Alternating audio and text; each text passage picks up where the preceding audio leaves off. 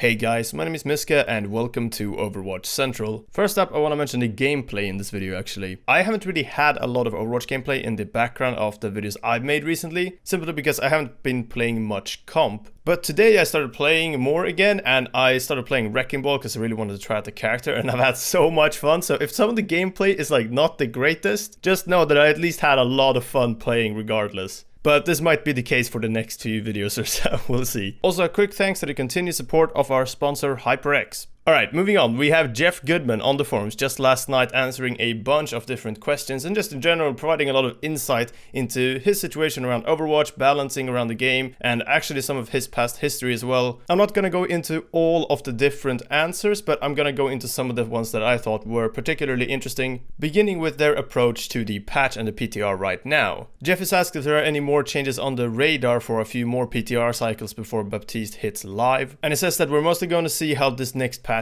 shakes out since it has a ton of changes in it already. So it seems like they feel kind of ready to potentially even push this, maybe next week or the week after that, and then want to see how it changes. He then goes on to talk about Junkrat and a bunch of the different changes that have been made to Junkrat throughout the last, I think, 2 PTR patches. Either way, from where we are right now, Junkrat might see some small minor buffs or tweaks here and there, and Reaper might also see some changes. That's about it though. Other than that, they seem pretty happy with the patch so far. But it does highlight that the pure passive healing buff for Reaper was problematic at the lower rank, so they might look to tweak that, we'll see. Next question is about just kind of making new heroes and what that's like for the team. And Geoff Goodman responds with a lot of very interesting things. This is a long answer, but I'm gonna highlight a couple things in here. First off, they try out abilities and heroes in kind of like an interchangeable way, where if they feel like an ability is really good but doesn't fit with that particular hero, they might save that for later. So he gives a couple examples. One was the bomblet gun, which was essentially a gun where you could put sticky nades on enemies, but they had to land on impact. And then the alternative fire would be to blow all of those up and deal a lot of damage at the same time.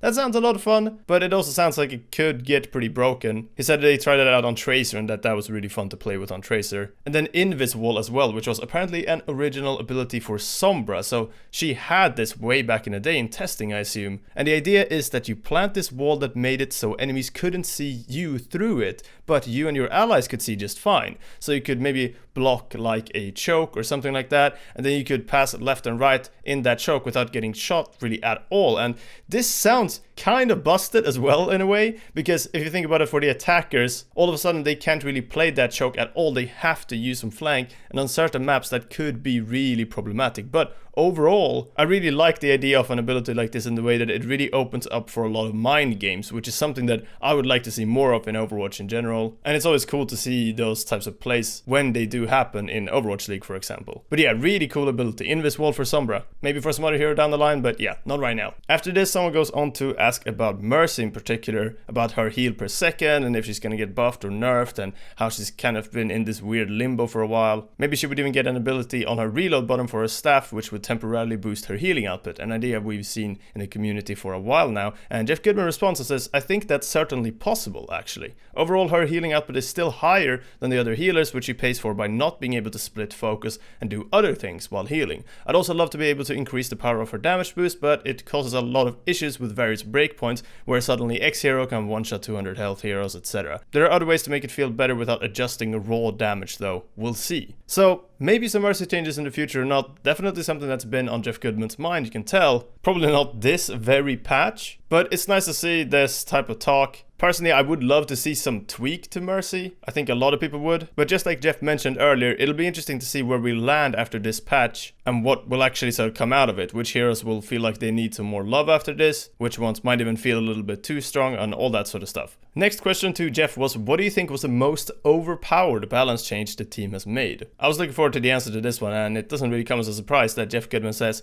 I'd say at this point it's pretty clear Brigitte's initial balance was pretty far off the mark. She has been nerfed multiple times since then, and she is still very strong. Another regret is, although I really like the way Hanzo's turned out, I somewhat regret increasing his projectile speed specifically. It will always feel great when testing a change like that, and it has helped make him a lot more consistent, but he has lost some of what helped make him feel very different than other heroes. That's not to say you're going to see Hanzo nerfed next patch or something, but it's just one of those retrospect things that I wonder if there was another way to go about it and get the same goal. And this is also an interesting answer in a way. Hanzo did used to be fairly fairly different. Obviously with the sort of core changes and of course the rework, he changed quite a lot. Became more of a traditional DPS rather than a niche pick. But mostly this answer is just the dev team once again saying that yeah, Brig was pretty OP when she launched. Geoff was also asked about the Symmetra and Reaper sort of teleportation stuff. So you know when you place out the teleporter with Symmetra or with Reaper when you're trying to shadow step, it can be tricky with some of the railings sometimes and just getting to high ground. The targeting can be a bit weird. And Geoff says that he's trying to get some changes in there, but it's actually turned out to be fairly complicated. And they also don't want to improve the build time on Symmetra's teleporter, which was also addressed here, as teleporting an entire team nearly instantly would be problematic, especially if it's across a huge area, and it would make some chokes kind of pointless. I totally see where Geoff is coming from here. It's good to see that they're working on some of those changes, since the